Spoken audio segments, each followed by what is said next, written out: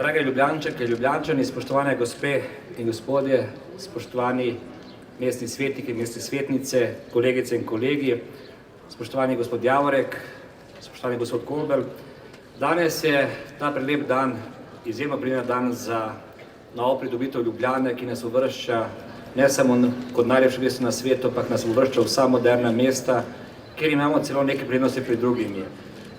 Javni razpis in izbor izvajalca je trajal dolgo. Dolgo zato, ker smo se pogajali, da za tisto, kar so ponudili, dobimo več koles in več postajališč. Danes imamo v funkciji 28 postajališč, 300 koles, še 3 postajališča čakajo na izgradnjo in to naj bi pomagalo, da bodo naših 140 km kolesarskih stez in še drugih 168 stez, ki so v peš conah pripravljene, narejene, dobili funkcije novo kolo.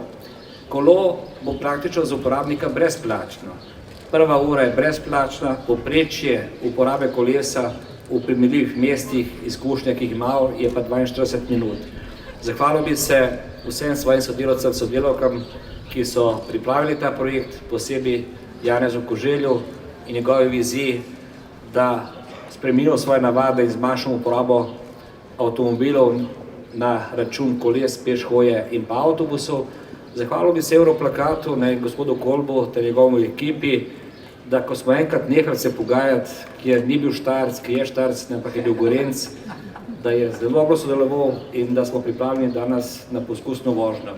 Jaz nisem kolesar, sem peš uporabnik tega, ampak tudi jaz se bom danes spravil s kolesom, pri čemer pa v timu imamo vsaj 2 podžupana, ki sta zaprisežena kolesarja, Janez Koželj, Aleš Čerin. Torej, drage Ljubljančanke, Ljubljančani in vsi turisti, ki boste prihajali, želim vam srečno in dobro uporabo bicikla, ne nam bo v posebno veselje in nas to tudi uvrsti v vrh evropskih naprednih mest. Hvala in srečno.